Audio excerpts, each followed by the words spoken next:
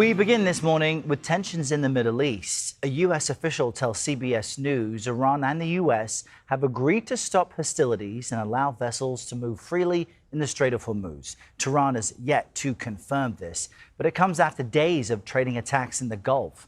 President Trump warned on Truth Social, quote, "There may come a point where we are no longer able to be reasonable," and he threatened to militarily complete the job.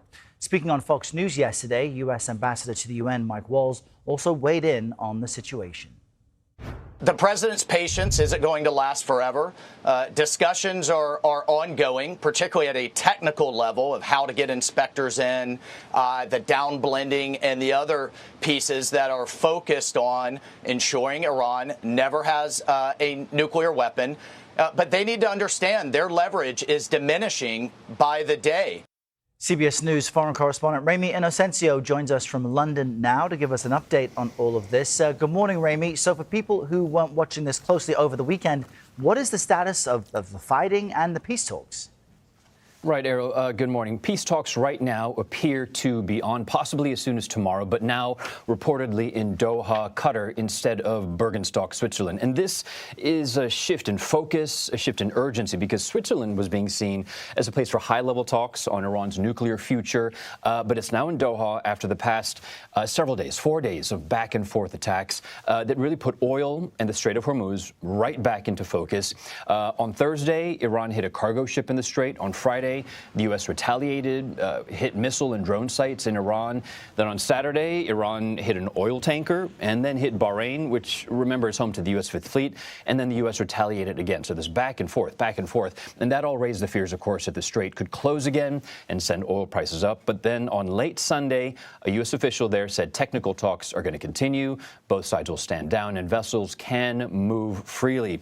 And at the heart of this is absolutely the control of the Strait. Under the MOU, the Memorandum of Understanding, Iran believes or says that it's in total control, but a new shipping lane has been set up to the south, backed by the U.S. and along the Omani border, the shores. So that will be a focus in talks.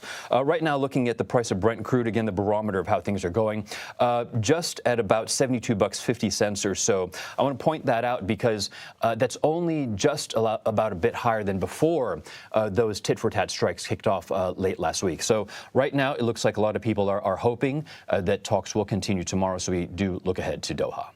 All right, Ramy, thank you for that. We'll continue to look into all of this now with CBS News national security analyst Aaron MacLean. He's joining us from Washington. Good morning, Aaron. So we had Ramy just lay out the groundwork from what took place over the weekend. From your perspective, what is the message the U.S. is trying to send and from Iran as they both prove that a return to hostilities is quite possible?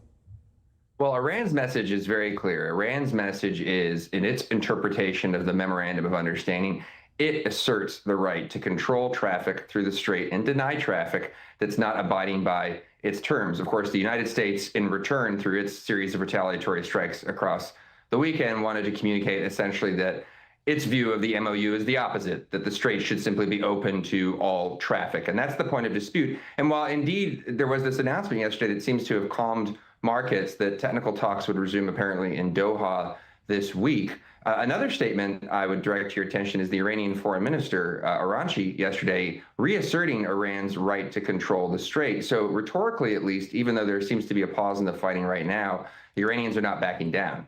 And as we heard Ramy lay out, Iran struck Bahrain, the home of the U.S. Fifth Fleet, again demonstrating that it can not target only U.S. allies in the Gulf region, but U.S. assets there. Is that how Iran has been able to effectively shut down the Strait, despite the fact that it's against international norms and that the U.S. doesn't seem to be able to stop them?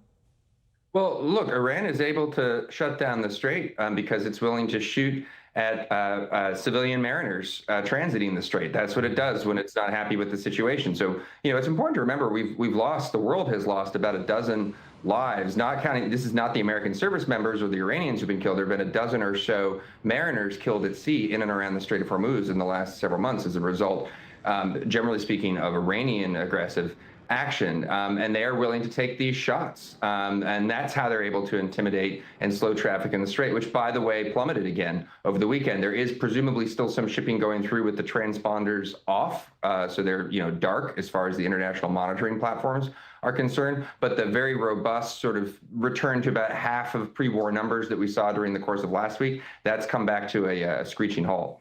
A sobering update on this Monday. Aaron, we appreciate you explaining it all for us. Thanks for being with us.